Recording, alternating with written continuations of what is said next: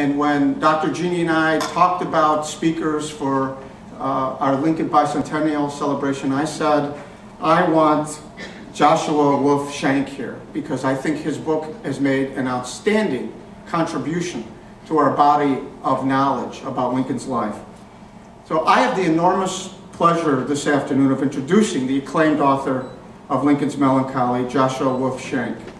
Published by Houghton Mifflin, the book was touted as among the best of 2005 by the New York Times, the Washington Post, and the Atlantic Journal-Constitution, as well as the Abraham Lincoln Institute.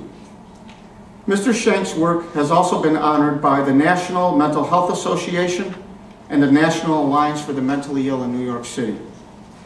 The first book of its kind, Lincoln's Melancholy, describes in fascinating and masterful detail President Lincoln's lifelong battle with major depression and suicidality. 7 years in the making, Mr. Shenk's brilliant biography of Lincoln provides a window into the president's suffering and his ability to rise above the pain and despair to become one of history's greatest political leaders. As such, Lincoln's Melancholy is an inspiration to all people experiencing debilitating brain diseases. The volume offers a unique blend of history, politics, sociology, and psychology to illuminate Lincoln's personal and political life with eminent readability, careful crafting, and high-powered historicity. Please join me in welcoming Joshua Wolf Shenk.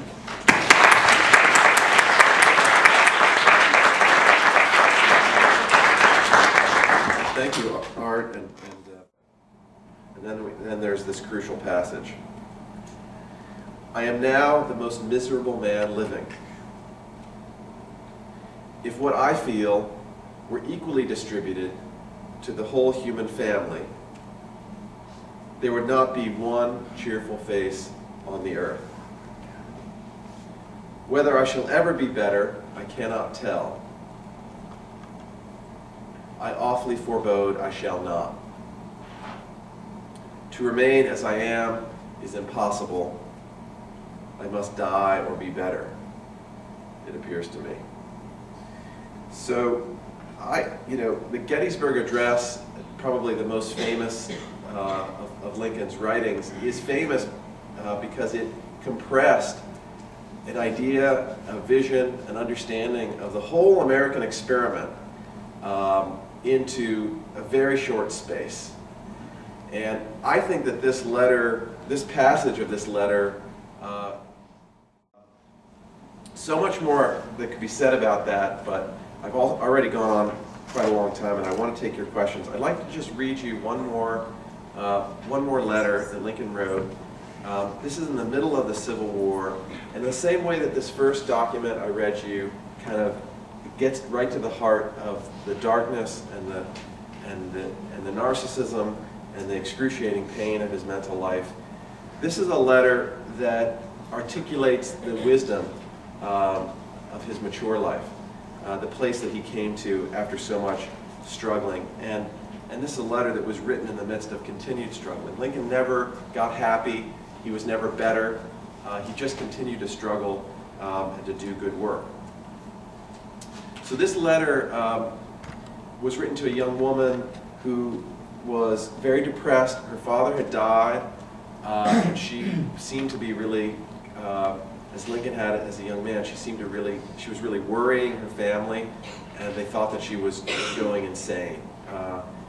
The descriptions of her really sound a lot like some kind of psychotic break. She wouldn't eat, she wouldn't sleep, she wouldn't see people, and she had a distant connection to Lincoln.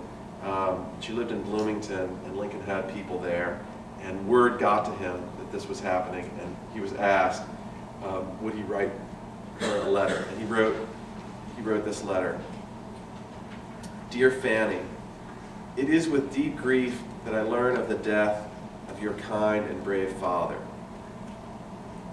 and especially that it is affecting your young heart beyond what is common in such cases. In this sad world of ours, sorrow comes to all, And to the young, it comes with bitterest agony because it takes them unawares. The older have learned to ever expect it. You cannot now realize that you will ever feel better. Is not this so?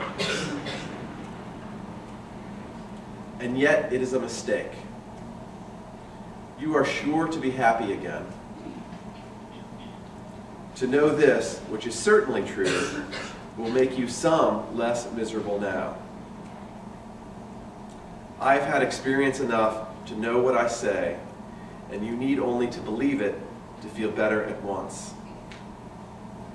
The memory of your dear father, instead of an agony, will yet be a sad, sweet feeling in your heart of a purer and holier sort than you have known before.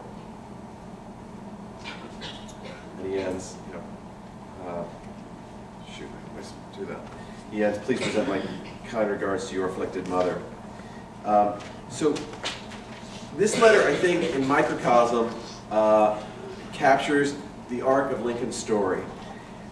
He encounters a young woman who is suffering terribly, and where does he begin? He begins by acknowledging that